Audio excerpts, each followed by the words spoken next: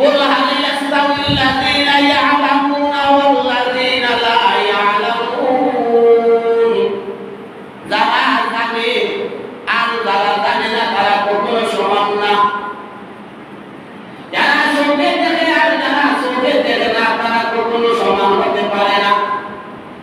যারা চোখে দেখে না তারা হইল অন্ধ, আর যারা জানে না তারা হইল মূর্খ।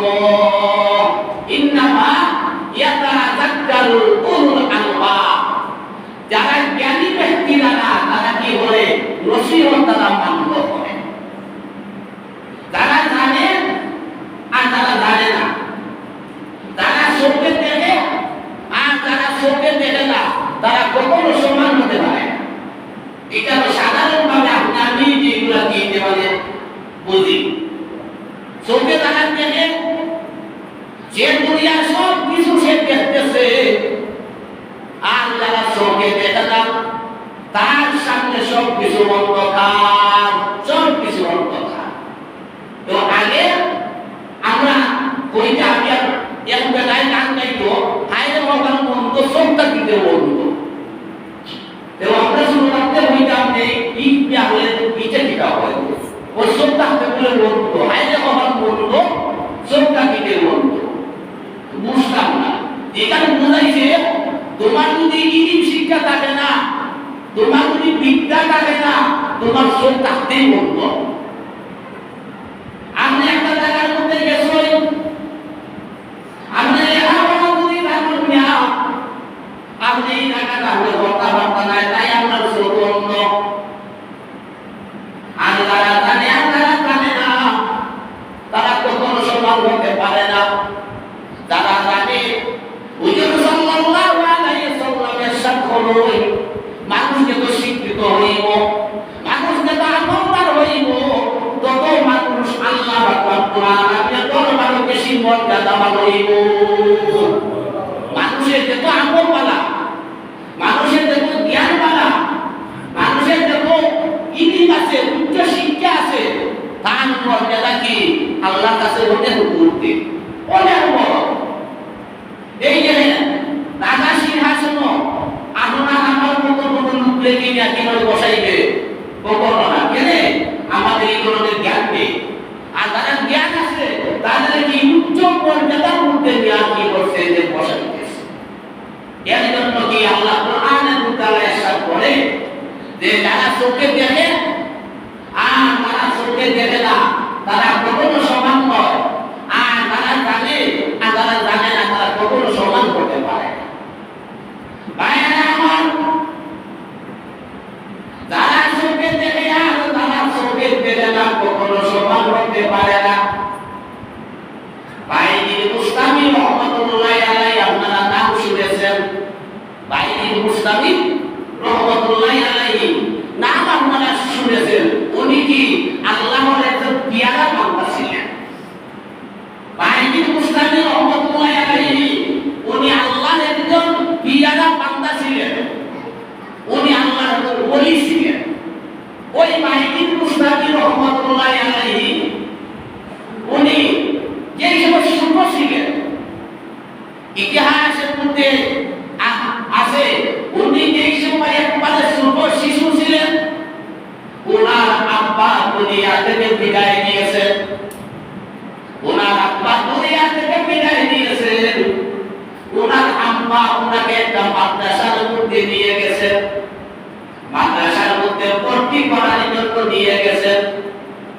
মাদ্রাসার মধ্যে যাওয়ার পর মাদ্রাসার সুপারকে বলছেন, হুজুরকে বলছেন, হুজুর ওই ছেলেটার নাম হলো বাইজিদ, তার বাবা নেই, আমার বড় ইচ্ছা আপনার মাদ্রাসার মধ্যে তাকে ভর্তি করে দে, আর সে যেন আপনার মতো এখন আলিম হইতে পারে, আপনার মতো এখন আলিম হইতে পারে।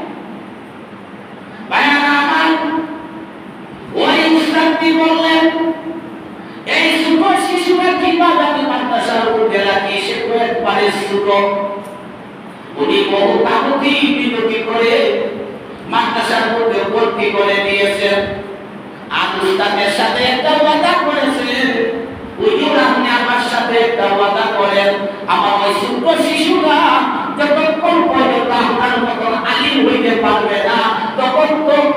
ততক্ষণ পর্যন্ত সে তো আমার বাড়ির মধ্যে আসে না, তাকে বাড়ির মধ্যে আসতে দিও না। যতক্ষণ পর্যন্ত আপনার মতন সে আলিম হইতে না পারবে, ততক্ষণ পর্যন্ত যেন তাকে বাড়ির মধ্যে ছুটি দেওয়া হয় না। ভাইরা আমার, 2-3 মাস হয়ে গেছে, বাইরের উস্তাদি ছোট একজন শিশু মার জন্য কাঁদতেছেন। উস্তাদিকে বলতেছেন, আমাকে একটু ছুটি দাও, আমি আমার মাকে দেখে আসবো। উস্তাদ কি বলতেছেন, তোমার মার সাথে আমার ওয়াদা, আমার মতন আলিম না হওয়া পর্যন্ত তোমাকে ছুটি দেওয়া যাবে না। ওই বাইরের উস্তাদি অনেক কাকুতি মিনতি করতেছেন। উস্তাদ কি বললেন, বাইরে তোমাকে ছুটি দেওয়া যাবে একটা শর্তে, যদি আগামীকাল যদি তুমি 1 থেকে 5 নম্বর পারা কোরআন শরীফ মুখস্থ যদি আমাকে শোনাইতে পারো, তাহলে তোমাকে ছুটি দেওয়া যাইবে। 1 থেকে 5 পারা কোরআন শরীফ, 1 থেকে 5 পারা কোরআন শরীফ যদি তুমি আমাকে শোনাইতে পারো মুখস্থ, তাহলে তোমাকে কি ছুটি দেওয়া যাবে। ইতিহাস করলে পাওয়া যায়, বাইজিদ বুস্তামি রাহমাতুল্লাহি আলাইহি কুরআন শরীফ সামনের মধ্যে নিয়েছেন, আর তাকিয়ে বলতেছেন, মাহবুব এই পবিত্র কালাম হচ্ছে আপনার, আমিও আপনার।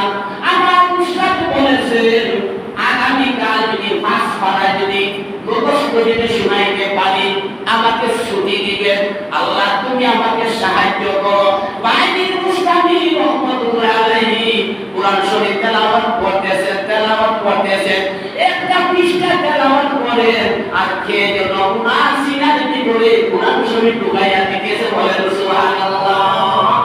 এখন আসরা উনি কি হচ্ছে, মুখস্থ করে লইছে।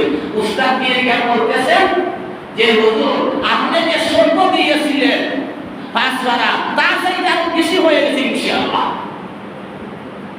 উনি শুরু করে দিয়েছেন, আলিফ লাম মিম, তেলাওয়াত এমন ভাবে তেলাওয়াত শুরু করছেন। শুরু করতে করতে 5 পারা পর্যন্ত উস্তাদকে যে সব শোনাইলেন, উস্তাদ কি অবাক হয়ে গেছেন। জিজ্ঞাসা করতেছেন, বাবা ভাইজি তুমি এত বড় কিভাবে শিখলা? বলে হুজুর আমি বলতে পারি নাই, আমি সন্তান সময় এসে কুরআন শরীফ নিয়ে বসেছি, আমার আল্লাহকে ডাক দিয়ে বলছি, মাহবুব এই পবিত্র কালাম হচ্ছে আপনার, আমি আপনার। আমার উস্তাদ শর্ত দিয়েছেন 5টা বার মুখস্থ করতে, আমি এই সময় তেলাওয়াত করেছি, আমি তার ভাইকে পেয়ে যেন আমার সিনার ভিতরে কুরআন শরীফ ঢুকাইয়া দিয়েছি। 5 পারা মুখস্থ করছে, করার পর শর্ত আছে কি যে 5 পারা যদি উনি শোনাইতে পারে, তাহলে ছুটি দেওয়া হবে। ছুটি দিছ উস্তাদি বাইজিদ বুস্তামি রাহমাতুল্লাহি আলাইহি ছুটি দিছ। রাতে যেই সময় মা করদার মধ্যে গিয়া কুরবান দিছেন, তাওবা দিছেন, মা জিজ্ঞাসা করতেছেন, কে? বলে আমি আপনার সন্তান বাইজিদ। বলে বাইজিদ তো আসার কথা নয়, উস্তাদের সাথে আমার সম্পর্ক ছিল, উস্তাদের মতন আলিম না হওয়া পর্যন্ত উস্তাদের বাড়ির মধ্যে যে আসতে মানে দিত না, তাহলে বাইরের ঠিকানার মধ্যে কিভাবে আসলো? আমি দরজা খুলবো না। আমার শর্ত, আমার ছেলে যে মাদ্রাসার মধ্যে দিয়েছি, সেই মাদ্রাসা উস্তাদের মতো যতক্ষণ হবে না, ততক্ষণ পর্যন্ত আমার বাড়ির মধ্যে না দিই। ভাইয়ারা আমার, বাইরে ঘর থেকে চলে গেছে, বাহির থেকে চলে গেছে, মা দরজা খোলেন নাই।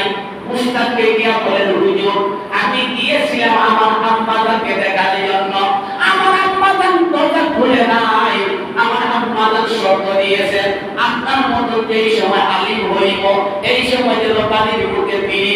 আমিও মনে মনে কথা করেছি, আপনার মতো আলিম না হওয়া পর্যন্ত আমি বাড়ির মুখে ফিরব না। আমিও কথা করেছি, আমিও শর্ত দিয়েছি, আপনার মতো যতক্ষণ পর্যন্ত আলিম হইতে না পারবো, ততক্ষণ পর্যন্ত আমি আমার ঘরের মধ্যে ফিরব না।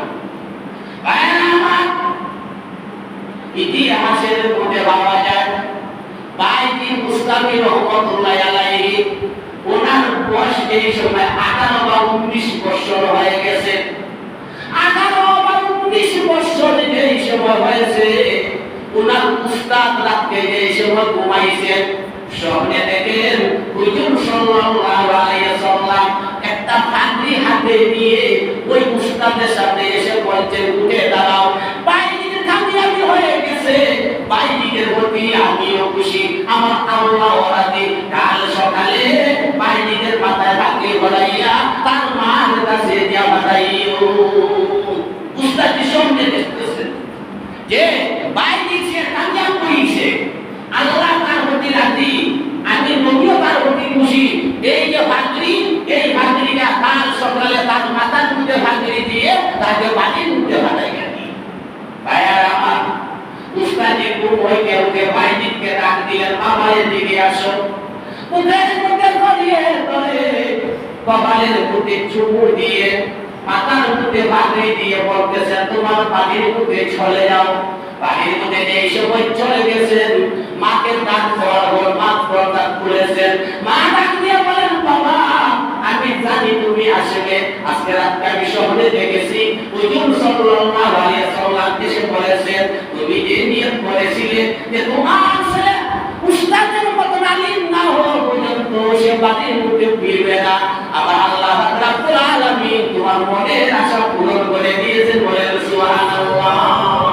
এই যে বাইজি মুস্তাফি রহমাতুল্লাহ আলাইহি বাড়ির মধ্যে আসলেন, আসার পর মা জড়িয়ে করে বললেন, আল্লাহ আমার ছেলে যতটুকু ইলম অর্জন করেছে, আর যদি কোনো কিছু বাকি থাকে তুমি পরিপূর্ণ হইয়া দাও। মা দোয়া করছে, মা দোয়া আসো। 100 জন শিক্ষকে একটা ছাত্রদের দিয়ে শিক্ষা দিতে পারবা, তার চাইতে বেশি একজন মা ওই বাচ্চাকে শিক্ষা দেওয়া পারবা। এর জন্য কি ছাত্র যারা, ছাত্রী যারা রেগুলার কি হতো, স্কুলের মধ্যে যাইতো, রেগুলার মাদ্রাসার মধ্যে যাইতো, রেগুলার বক্তব্যের মধ্যে আইতো। যে একটা কিতাবের মধ্যে আছে, কোন ছাত্র যদি বা কোন ছাত্রী যদি সেটি একদিন প্রতিষ্ঠানের মধ্যে না যায়, অর্থাৎ স্কুলের একদিন সেবা নেবে গেছে না, আমরা একটু বৃষ্টি হইলে আমরাই রোদ আসতে যাইবার স্কুল, বা আমরাই রোদ আসতে মাদ্রাসার বক্তব্য যাইবার না, এটা ভুল। একদিন যদি সে স্কুলে যায় না, একদিন যদি সে মাদ্রাসার মধ্যে যায় না, বক্তব্য আসে না, তার 40 দিনের জ্ঞান শক্তি কমে যায়, একদিন যদি সে স্কুলের মধ্যে না যায়।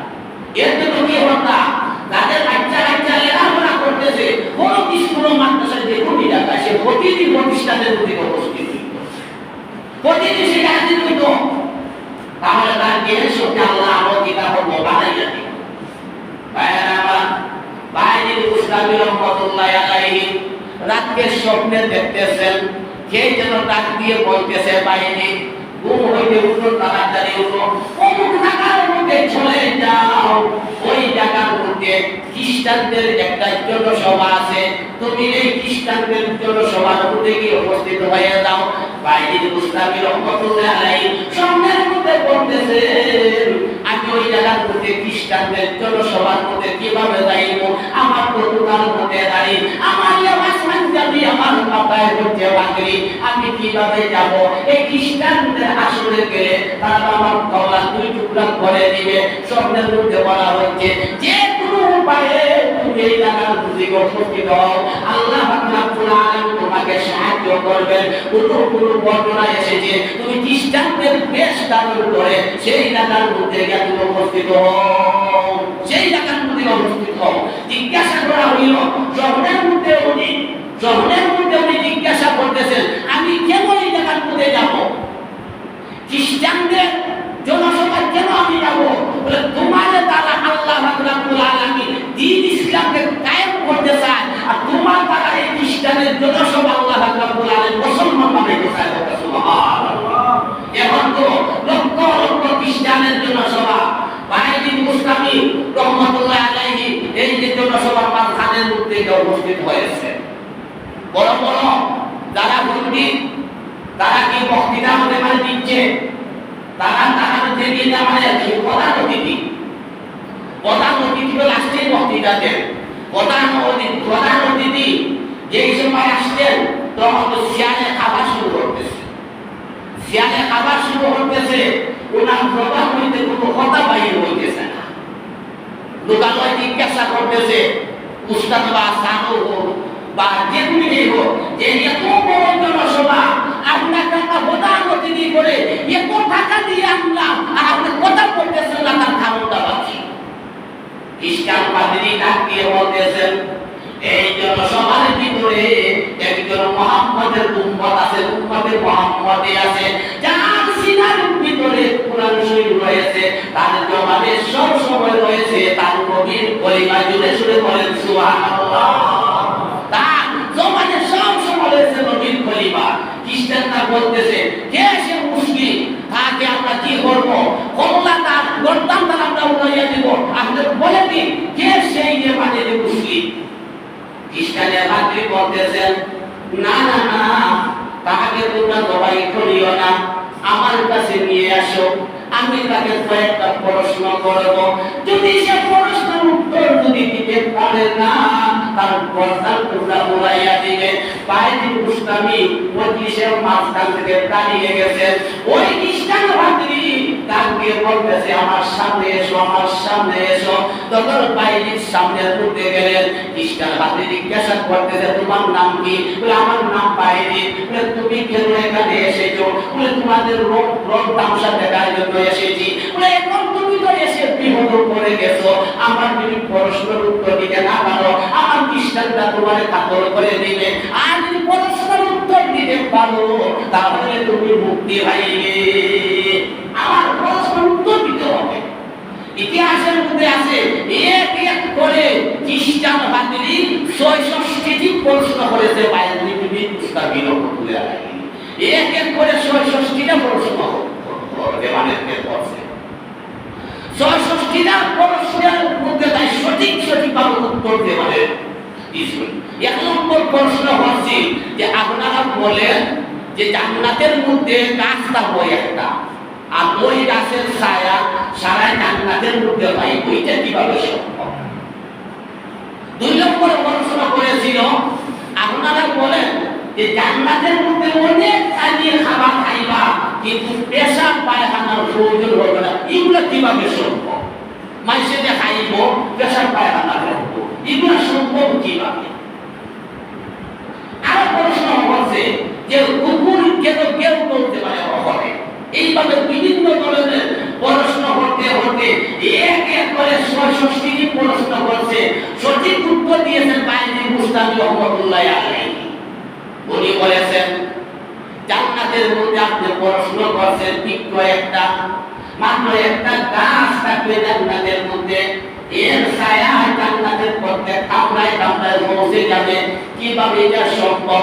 আল্লাহ রাব্বুল আলামিন এই দুনিয়ার মধ্যে সূর্য সৃষ্টি করেছেন। এই সময় সূর্য উদয় হয়, প্রত্যেকের ঘরে ঘরে গিয়ে আলো পড়ে। এই আলোটা যদি প্রত্যেকের ঘরে ঘরে গিয়ে যদি পড়তে পারে, জান্নাতে যে বৃক্ষ রয়েছে, ওই বৃক্ষটা প্রত্যেকের ঘরে উঠে গিয়ে ছায়া দেওয়া সম্ভব হইবে। সূর্য হয় না একটা না, সূর্য এই সময় উদয় হয়, দরজা লাগাইয়া রাখলো কি হামাইলো? একটু যদি সূর্য থাকে, সূর্যের আলো আপনার আমার ঘরের মধ্যে আইলো।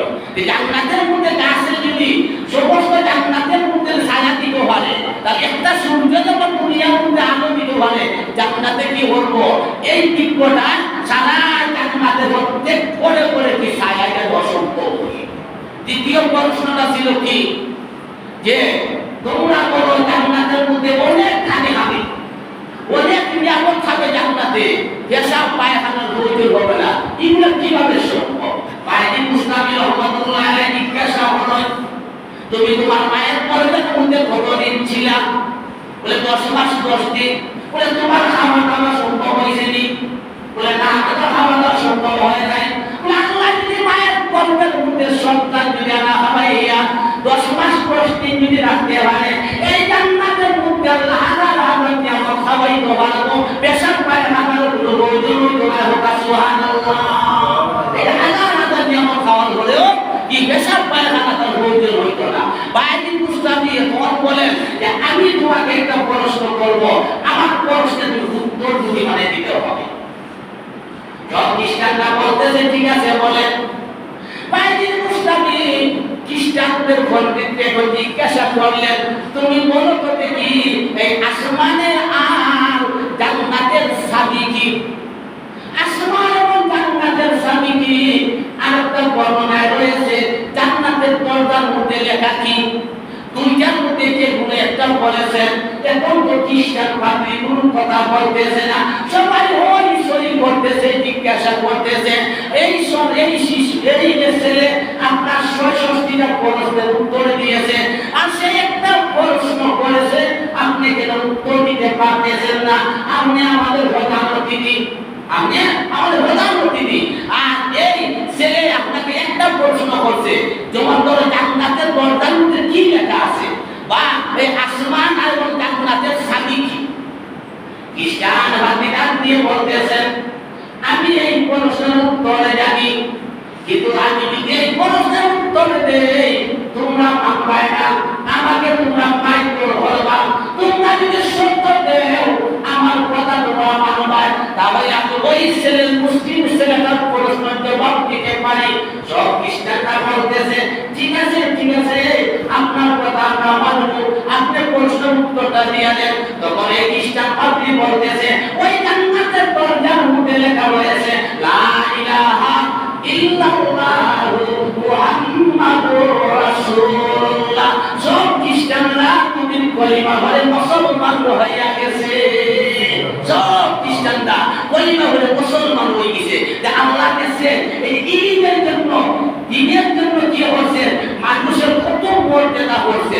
যত মানুষ শিক্ষিত তার মর্যাদা কত বেশি আল্লাহর কাছে, যত মানুষের আমল বেশি তার মর্যাদা আল্লাহর কাছে বেশি। এর জন্য আল্লাহ কোরআনের মধ্যে বলছে, কুল হাল ইয়াস্তাউল্লাযীনা ইয়ালামুনা ওয়াল্লাযীনা লা ইয়ালামুন। যারা চোখে দেখে আর যারা চোখে দেখে না তারা কখনো সমান নয়, যারা জানে আর যারা জানে না তারা কখনো সমান হতে পারে না। ইন্নামা ইয়াতাযাক্কারু উলুল আলবাব। যারা জ্ঞানী ব্যক্তি তারা মুসিবত মান্য করে, যারা জ্ঞানী তারা নসিহত মান্য করবো। যারা জ্ঞানী সে চিন্তা করবো আমার ছেলে আমার মেয়ে কিভাবে উচ্চ শিক্ষা শিক্ষিত হবে। যারা জ্ঞানী সে বুঝবে তার ছেলে তার মেয়ে কিভাবে সে উচ্চ শিক্ষিত করতো। আমি তো দেখছি ওই যে গ্রামের ছেলে মেয়েরা স্কুলের টাইমে কি হলে খেলাধুলা করে, মক্তবের টাইমে দিঘাইয়া হালকা আইলে না নতুন ঘুমতে চাচ্ছে না, ঘুমতে চায় না। ওই স্কুলও গেল না, পাঁচ মারা গেছে কি পাগল হয়ে গেছেন কি আরো না, এগুলো ভুল ঘটনা, এগুলো ভুল ঘটনা। যারা সন্তান আছে স্কুলের যোগ্য, মাদ্রাসার যাওয়ার যোগ্য, মক্তব আসার যোগ্য, আপনার চেষ্টা হলো কাছে প্রতিদিন যেন প্রতিষ্ঠানের মধ্যে উপস্থিত হয়। প্রত্যেক দিন সেই স্কুলে যাইতে হবে। প্রত্যেক দিন যদি সেই স্কুলে যায় কি হইব, তার জ্ঞান শক্তি আল্লাহ বাড়াইয়া দিব। আর সময় শেষ, আমি আগেই বলেছিলাম, একদিন যদি একটা সন্তান, একটা ছাত্র বা একটা ছাত্রী যদি সে বিদ্যালয়ের মধ্যে না যায়, তার 40 দিনে জ্ঞান শক্তি মানে কমে যায়। এর জন্য তার প্রতিদিন কি হতা স্কুলের মধ্যে রাইকা আল্লাহ রাব্বুল আলামিন আমাদের ছেলে মেয়েকে সঠিকভাবে লেখাপড়া করার তৌফিক দিতা। আমিন দাওয়ানা আলহামদুলিল্লাহি রাব্বিল আলামিন সাল্লাল্লাহু আলাইহি ওয়া সাল্লাম।